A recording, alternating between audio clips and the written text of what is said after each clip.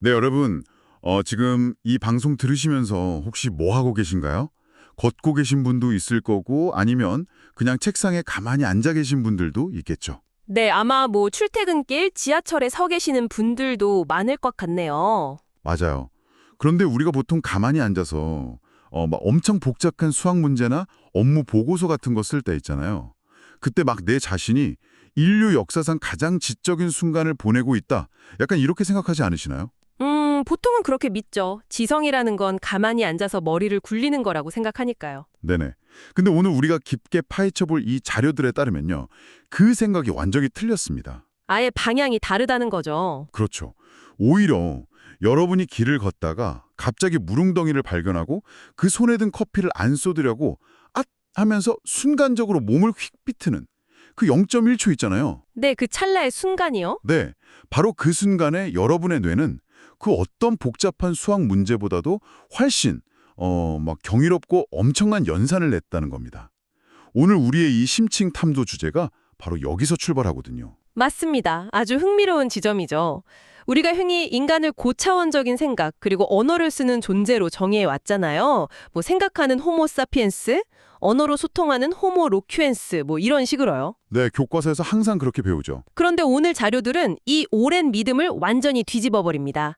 인간의 네 번째 인류학적 정체성, 바로 호모 모토리우스라는 강력하고 새로운 개념을 제안하거든요. 네, 호모 모토리우스.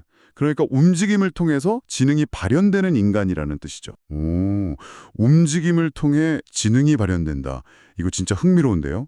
근데 이 호모 모토리우스라는 말을 딱 들으면 약간 오해하기 쉽겠어요. 맞아요.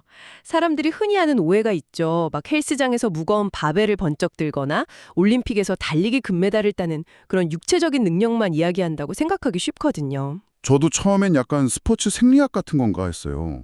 음, 근데 이 자료들이 제안하는 스케일은 그보다 훨씬 거대합니다. 단순히 운동 이야기가 아니라 생물학적인 뇌의 진화부터 시작해서 무용, 서핑 같은 예술, 그리고 심지어 우리가 맨날 보는 소셜미디어 문화까지 다 아우르거든요. 와, 소셜미디어요? 네, 인간의 의식과 지성이 대체 어떻게 뼈와 근육의 움직임을 통해서 진화해 왔는지를 철학적으로 추적하는 진짜 거대한 작업입니다. 와, 그러니까 우리의 지성이나 정체성이 머릿속 언어가 아니라 물리적인 움직임에서 시작되었다는 거잖아요. 이 거대한 이야기를 제대로 이해하려면 우리 각자의 생애 첫 순간으로 한번 가보는 게 좋을 것 같아요. 네네, 아주 좋은 접근입니다. 아기들의 발달 과정을 보면 이게 아주 명확해지거든요. 그 자료에 보면 아기들이 처음 엄마, 아빠 이런 단어를 입 밖으로 내뱉기 훨씬 전부터 아주 치열하게 막 소통하고 있다고 하더라고요. 그렇죠. 허공에 막 손에 뻗고 기어가고 몸 뒤집고 하잖아요. 네, 비틀거리면서 균형 잡고 넘어지고 그게 그냥 몸집이 커지는 게 아니라 본질적인 어떤 소통의 시작이라는 부분이 진짜 인상적이었어요. 그 과정을 뇌과학적으로 살짝 분해해 보면요. 아기가 눈앞에 장난감을 향해 손을 뻗는 그 순간 뇌는 엄청난 일을 하고 있습니다. 그냥 손 뻗는 건데 뇌가 바쁜가요? 엄청 바쁘죠. 중력의 저항도 계산해야 하고 저 장난감까지 거리가 얼마나 되는지 공간도 파악해야 하고 손가락 근육을 얼마나 수축시킬지 다 조절해야 하거든요. 와, 듣고 보니 완전 초정밀 작업이네요. 맞아요. 이런 물리적인 움직임의 경험들이 뇌의 시냅스를 막 폭발적으로 연결시키는 겁니다. 언어를 배우기 위한 그 인지적인 토대들, 예를 들어 원인과 결과, 공간과 시간 같은 개념들이 텍스트가 아니라 넘어지고 기어가는 움직임을 통해 뇌에 각인되는 거죠. 아, 그러니까 문법책을 보고 배우는 게 아니라 몸으로 부딪히면서 세상의 물리법칙을 다운로드하는 느낌이네요. 정확합니다. 생물학적으로 인류 최초의 소통 시스템은 결국 근육의 수축과 이완이에요. 심지어 엄마 뱃속에 있을 때 그 생명의 시작을 알리는 심장 박동조차도 율동적인 움직임이잖아요. 진짜 그러네요. 심장도 멈추면 생명도 의식도 다 끝나버리니까요. 네, 움직임이라는 건 생명과 지능의 가장 밑바탕에 깔려있는 운영 체제인 겁니다. 와, 이 얘기를 듣고 나니까 제가 뇌를 생각하던 관점 자체가 싹 바뀌는 것 같아요. 우리는 보통 뇌를 막 철학적 고민을 하는 슈퍼컴퓨터라고 생각했잖아요. 네, 저 고상하고 추상적인 기관이라고 많이들 여기죠. 근데 사실 인간 뇌의 상당 부분이 그런 추상적 사고가 아니라 철저하게 몸의 균형 잡고 눈과 손을 협응시키는 그런 물리적 움직임을 위해 진화했다는 거잖아요. 그렇죠. 날아오는 돌을 티하고 달리는 짐승한테 창을 던지고 이걸 하려고 우리 뇌가 이렇게 커진 겁니다. 그렇다면 우리의 뇌는 약간 책상 앞에 앉아있는 학자가 아니라 정교화제 주변 환경을 파악하고 몸이라는 기계를 조종하는 최첨단 자율주행 GPS나 다름없는 거네요. 아, 자율주행 GPS라는 비유가 정말 딱 맞습니다.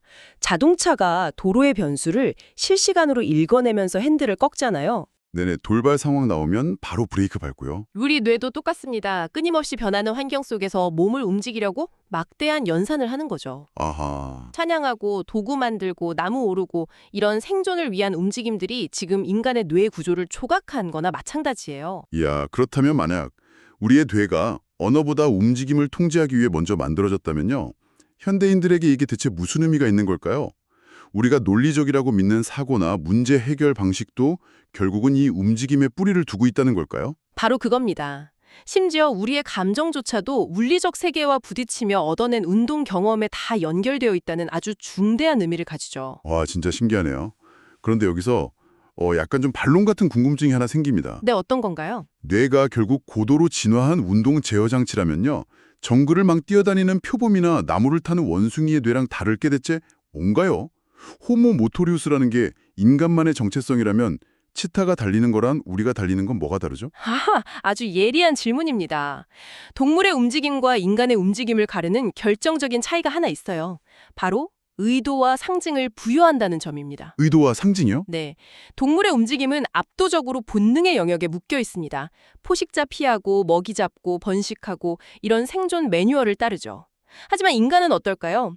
인간은 움직임 그 자체를 생존의 도구를 넘어서 창의성이나 미학, 상징으로 변형시킵니다. 아, 그래서 그 자료에 인간의 문화적인 움직임들이 그렇게 다양하게 예시로 나온 거군요. 네, 발레, 무술, 바쿠르 같은 것들이죠. 맞아요. 수어도 있었고 심지어 영화 찍을 때 카메라를 그 짐벌로 쓱 부드럽게 움직이는 것까지 다 포함되어 있었죠. 우리는 움직임을 그냥 이동수단으로 안 쓰고 거기에 예술을 담는다는 거네요. 그렇죠. 예술과 정체성으로 승화시키는 유일한 종입니다. 특히 제가 거기서 완전 푹 빠져서 본 부분이 한국 무용수들의 퍼포먼스 영상 분석이었어요. 아, 그 부분 정말 흥미롭죠? 네, 그냥 춤이 예쁘다 수준이 아니라 팔 각도가 완벽하게 여러 명이 동기화되고 그들만의 리듬을 타면서 공간과 신체를 막 장악하더라고요. 자료에서는 이걸 단어 없는 언어, 문장 없는 생각이라고 표현했는데 와, 소름이 돋았어요. 무용수가 무대 위에서 펼치는 움직임은 사실 우리 뇌의 운동 피질이 만들어낼 수 있는 가장 고차원적인 지성 중 하나입니다. 언어라는 불완전한 도구를 거치지 않고 근육과 관절로 슬픔이나 기쁨을 관객의 뇌에 직접 쏴주는 거죠. 근육으로 감정을 전송한다. 멋지네요. 네, 무용수는 몸이라는 물질로 아주 깊은 철학적 사고를 하고 있는 겁니다. 단순한 본능이 아니라 엄청나게 훈련된 문화적 지능이죠. 서핑도 마찬가지입니다. 아, 서핑. 사실 저는 서핑은 그냥 바다에서 하는 되게 멋진 레저 스포츠 정도로만 생각했거든요. 겉보기엔 그럴 수 있죠. 하지만 서퍼는 그 예측 불가능한 거대한 바다의 에너지, 바람의 방향, 파도의 속도를 눈과 피부로 실시간으로 쫙 읽어냅니다. 네, 파도가 계속 변하니까요. 그리고 계속 변하는 물 위에서 몸의 무게중심을 동적으로 옮기면서 균형을 잡죠. 이건 몸, 바다, 타이밍, 시공간에 대한 인식이 완벽하게 뭉쳐진 고도의 운동 지능 시스템입니다. 아, 그래서 그 자료에 보면 플로우 상태라는 말이 나오는군요. 맞습니다. 신경과학적으로 도파민이 막 뿜어져 나오면서 자아의 경계가 흐려지고 현재 순간에 완전히 몰입하는 플로우 상태에 들어가는 거죠.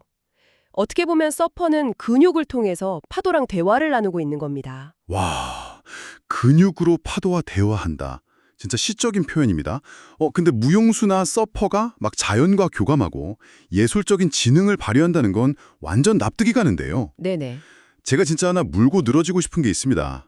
자료에 보면 막 길거리에서 스케이트보드 타고 계단에서 뛰어내리는 것도 이 지성으로 포함시키잖아요. 네, 스케이트보딩도 아주 훌륭한 예시죠. 아니 근데 솔직히 골방에서 막 인간의 본성을 파고들면서 위대한 소설을 쓰는 작가의 지성이랑 계단에서 보드 휙 돌리며 묘기 부리는 스케이트보더의 그 신체 능력이 진짜 동등한 수준의 지성이라고 볼 수 있을까요? 묘기는 그냥 물리적 기술 아닌가요? 그렇게 생각하실 수 있죠. 우리가 보통 지성이나 지능이라는 단어를 글자나 논리에만 가둬두니까 생기는 아주 자연스러운 의문입니다. 네, 아무래도 글이 좀 더 지적인 느낌이잖아요. 하지만 잘 생각해 보세요. 작가가 단어와 문장 구조를 막 배열해서 감정을 전달한다면요. 스케이트보더는 도심의 건축물과 중력을 배열해서 자기 의도를 표현하는 겁니다. 아, 건축물과 중력을 배열한다고요? 네. 계단의 높이, 대리석 난간의 그 미끄러운 마찰적, 보드가 공중에서 돌 때 필요한 각속도, 그리고 내 몸의 하중을 0.1초 오차도 없이 몸으로 다 계산해내야 하거든요. 와, 듣고 보니 진짜 물리연산의 끝판왕이네요. 그럼요.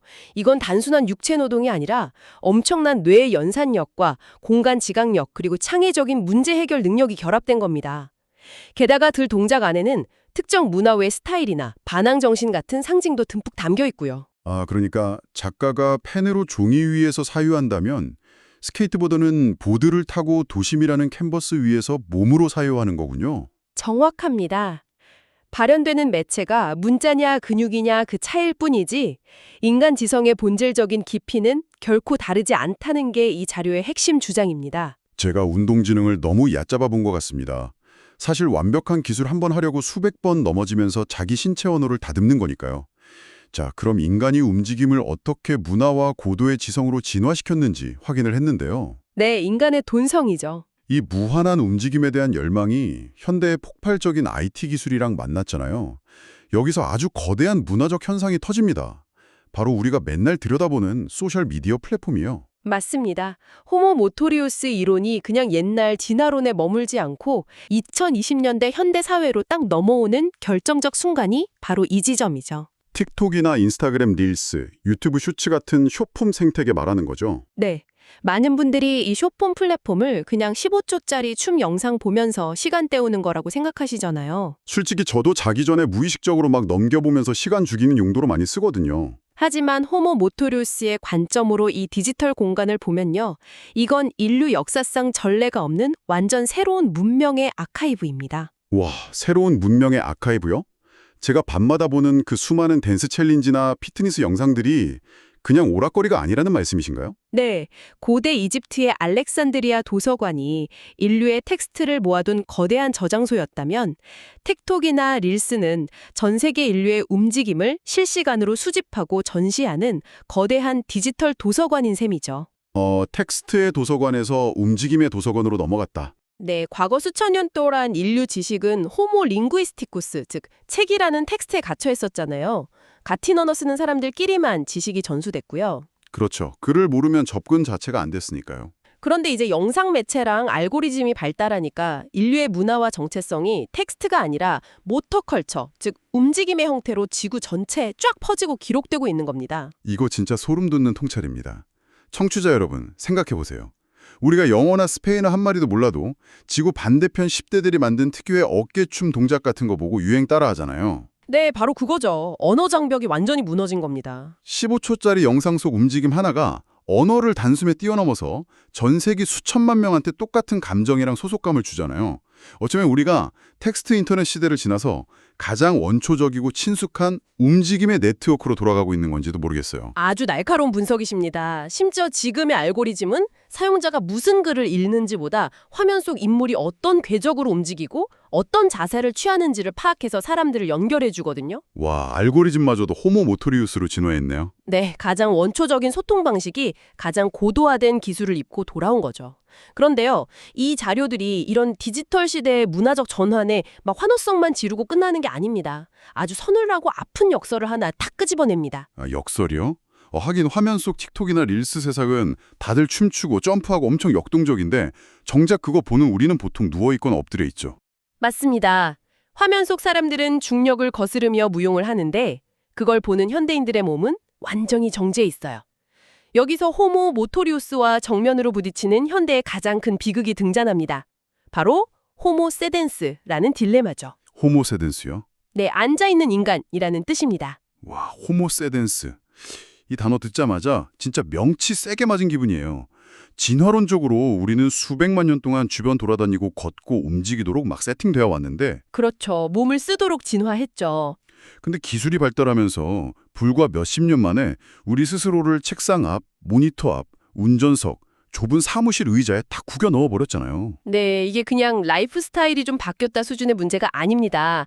생물학적인 설계랑 환경 사이에 치명적인 불일치가 일어난 거예요. 치명적인 불일치요? 우리 뇌는 몸이 세상이랑 부딪히며 움직일 때 들어오는 감각 피드백을 계속 요구합니다. 그 피드백이 잘 돌아가야 뇌에서 도파민, 세로토닌 이런 좋은 물질들이 나와서 정서적 안정도 느끼고 만족감도 얻거든요. 네네. 근데 하루에 8시간, 10시간씩 의자에 몸을 꽁꽁 묶어두고 뇌만 막 가동하면 어떻게 될까요? 어휴, 완전 비정상적인 상태네요. 비유하자면 고성능 로봇인데 모터랑 바퀴는 다 빼버리고 메인 프로세서만 미친 듯이 돌려서 과열시키는 꼴이잖아요. 아주 정확합니다. 좁은 차고에 엄청 빠른 스포츠카를 가둬놓고 기어는 중립을 둔 채 엑셀만 막 밟아대는 거죠. 와, 진짜 끔찍하네요. 아, 그러면 우리가 흔히 겪는 현대인들의 원인 모를 스트레스나 불안감, 우울함이 단순히 막 일이 많아서나 인간관계가 힘들어서만은 아니겠네요. 맞습니다. 이 자료의 날카로운 분석이 그거예요. 우리의 본질인 호모 모토리우스로서 막 움직이고자 하는 본성을 강제로 억압당하고 있기 때문에 뇌 시스템 전체가 오작동을 일으키는 거라는 거죠. 몸의 구속이 정신적 고통으로 이어진다는 거네요.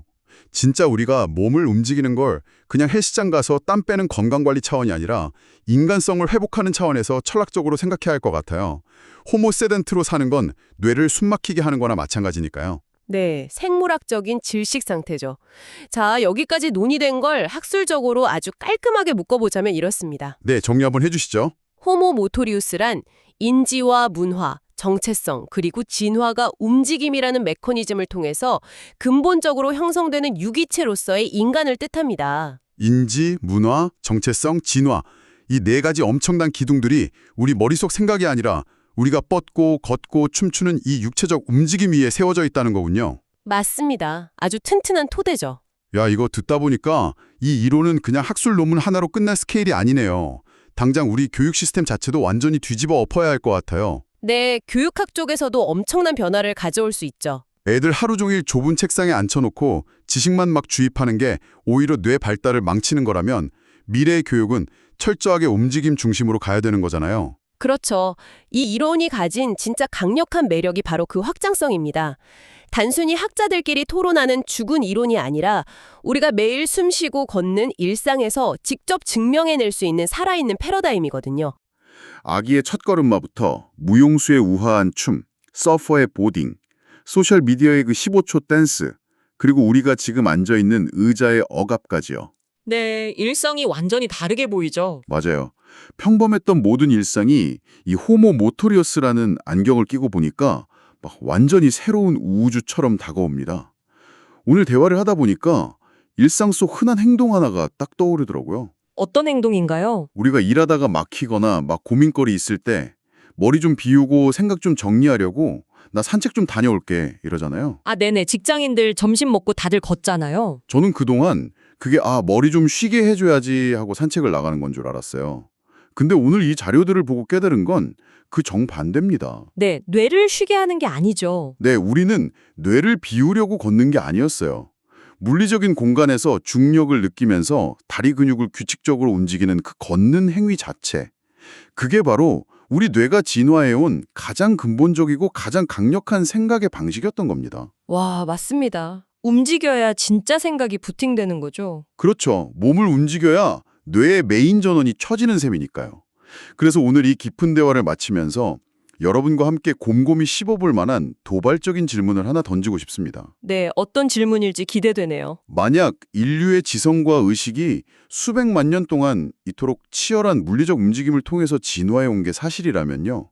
앞으로의 미래는 과연 어떻게 될까요? 점점 안 움직이게 되는 세상이니까요. 맞아요. 가상현실 장비나 뇌 컴퓨터 연결 기술 같은 게 극도로 발달해서 나중엔 우리가 손가락 하나 까딱 안 하고 그냥 생각만으로 모든 걸 다 조종하는 시대가 온다면 말이죠. 태어나서 죽을 때까지 의자에서 일어날 필요조차 없는 그 고도의 기술 사회에서 우리의 지성과 마음, 나아가서 우리가 인간이라고 부르는 그 본성은 대체 어떻게 변해버릴까요? 움직임을 완전히 잃어버린 호모 모토리우스? 상상만 해도 좀 서늘해지네요. 네, 어떻게 보면 진화의 막다른 길에 다다르는 건 아닐까 그런 생각 마저 듭니다. 청취자 여러분, 오늘 하루 종일 의자에만 갇혀 계셨다면요. 방송 들으시는 지금 당장 자리에서 한번 일어나 보세요. 네, 가볍게 기지개 한번 켜시고요. 맞아요. 굳어버린 몸 스트레칭도 쭉쭉 하시고 방 안이나 사무실 주변을 살짝 거닐면서 내 몸의 근육들이 어떻게 다시 살아나는지 한번 느껴보시기 바랍니다. 그리고 움직일 때 뇌가 찌릿하고 보내는 그 상쾌한 신호를 꼭 음미해 보세요. 네, 여러분의 진짜 생각이 시작되는 순간일 겁니다. 지금까지 심층탐구였습니다. 여러분, 호모 모토리우스로 사시는 하루 되시길 바랍니다.